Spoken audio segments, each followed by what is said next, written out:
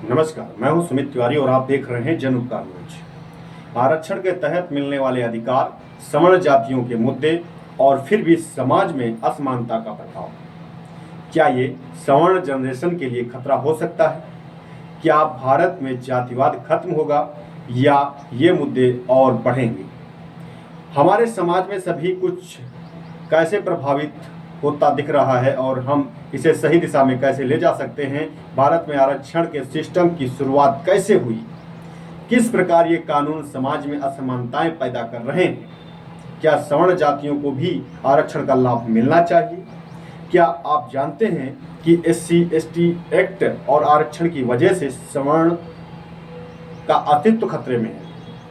हमारा देश एक विविधता से भरा हुआ समाज है जहां हर वर्ग का अपना महत्व है, लेकिन आज आरक्षण की नीति ने समाज में एक नई विभाजन रेखा खड़ी कर दी है। सवर्ण, जिसे कभी देश की आर्थिक और सामाजिक धरा माना जाता था, आज खुद को असुरक्षित महसूस कर रहा है। क्या यह सही है कि शैक्षिक और रोजगार के अवसरों में भेदभाव के कारण एक वर्ग को पीछे धकेल दिया जाए? सवर्ण वर्ग की चिंताओं को नजरअंदाज करना हमारे समाज की स्थिरता को खतरे में डाल सकता है। इससे केवल तनाव बढ़ता है, जिससे समाज में असामंजस्य पैदा होता है। हमारा सवाल है, क्या हम एक ऐसा भविष्य चाहते हैं जहां सभी वर्गों को समान अवसर मिले, या हम एक ऐसे समाज की ओर बढ़ रहे हैं जहां भेदभाव केवल बढ़ता जाएगा? हमें मिलकर एक ऐसा समाधान खोजना होगा जो सभी के हित में हो। सवर्णों को देखिए कैसे गुमराह किया जाता है। लोग कहते हैं SC/ST OBC के साथ भेदभाव हुआ है। जरा एक बार सोचकर सोचिए कि स्कूली बच्चों की फीस में सवर्णों के साथ भेदभाव, सवर्ण समाज के अधिकारों का हनन एक गंभीर मुद्दा है। सरकारी सिस्टम में भेदभाव की बातें अक्सर सुनने को मिलती हैं, लेकिन क्या कभी आपने सोचा है कि इसका असर सवर्ण समाज पर कैसे पड़ रहा है? हर जगह, चाहे वह नौकरी का मामला हो या शिक्षा या अन्य रोजगार के अवसर, सवर्ण समाज के साथ भेदभाव किया जा रहा है। SC/ST और OBC के मुकाबले सवर्ण समाज को कई बार अवसरों से वंचित किया जाता है। भले ही संविधान में समानता का अधिकार दिया गया है, परंतु सिस्टम में व्याप्त भेदभाव इसे चुनौती देता है। सरकारी नौकरियों में आरक्षण की नीति के चलते योग्य सवर्ण उम्मीदवारों को नजरअंदाज कर दिया जाता है। शिक्षा के क्षेत्र में भी सवर्ण छात्रों को कई बार कम अवसर मिलते हैं।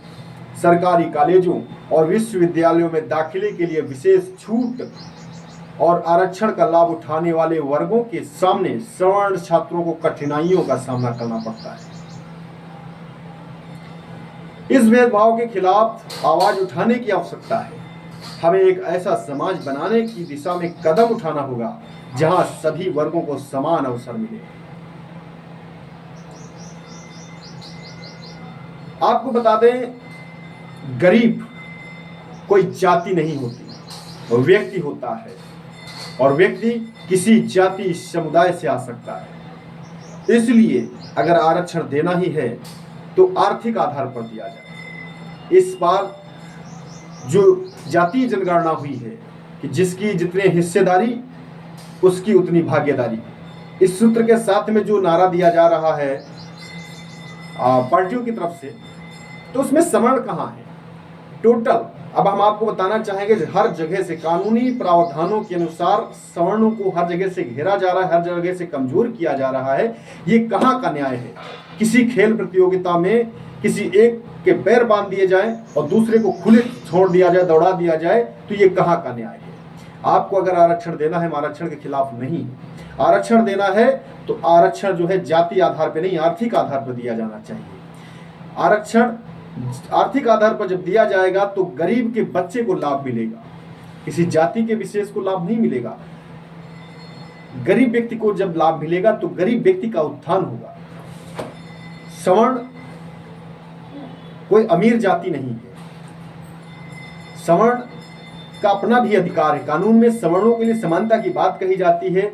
आप जातवाद कहते हैं, जातवाद में नाम और पता और जाति आपके फॉर्म भरते वक्त, आपके स्कूल में एडमिशन कराते वक्त सरकारी सिस्टम में पूछी जाती है। ब्राह्मण समुदाय या सवर्ण कभी भी आपसे जाति नहीं पूछता। तो इस प्रकार का जाति भेदभाव का जो खेल है ये खत्म होना चाहिए, क्योंकि आपकी एक नीति ऐसी भी है, आप ऐसे ऐसे प्रावधान कर रखे हैं कि सवर्णों का बच्चा जो है 22 साल में बूढ़ा हो जा रहा है। और फिर वही बात मैं कहूँगा कि 28 साल तक ऐसा कौन सा प्रोटीन अन्य वर्गों के लोग खा रहे हैं जो जवान बने रह रहे हैं, ऐसा कौन सा प्रोटीन है जो सवर्ण नहीं खा रहे हैं जो 22 साल में बूढ़े हो जा रहे हैं। फिर मैं वही का बात कह रहा हूँ कि जाति गरीब नहीं होती है, व्यक्ति गरीब होता है, और व्यक्ति किसी भी जाति समुदाय का हो सकता है। इसलिए आरक्षण देना है तो आर्थिक आधार पर दिया जाए, न कि जाति आधार पर। फिलहाल ये बात हमारी किसी जाति विशेष समुदाय के लिए नहीं है, ये सवाल है हमारा सरकारी सिस्टम से। जिस तरीके से सवर्णों को पीछे धकेला जा रहा है, सवर्णों के अधिकारों के उनके अधिकारों से वंचित किया जा रहा है, जब एक सही व्यक्ति सही स्थान पर होगा इस देश का विकास तभी संभव होगा। अब आप सोचिए, डॉक्टरी लाइन में जहां किसी एक अशिक्षित व्यक्ति को, एक अप्रशिक्षित व्यक्ति को अगर आप डॉक्टर की नौकरी दे देते हैं और डॉक्टर के पास में इलाज कराने पूरा देश जाता है, अगर ऐसी स्थिति में पूरे देश के लोगों का नुकसान है।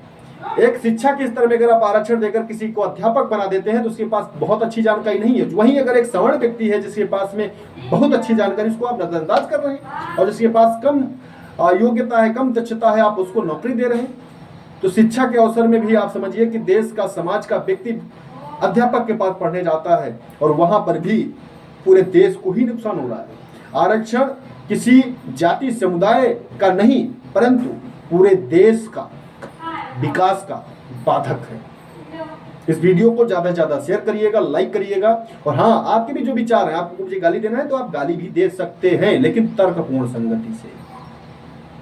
तो इस वीडियो में इतना ही, और वीडियो में लाइक, कमेंट और शेयर ये रुकना नहीं चाहिए, और चैनल पर नए हैं तो सब्सक्राइब जरूर कर लीजिएगा।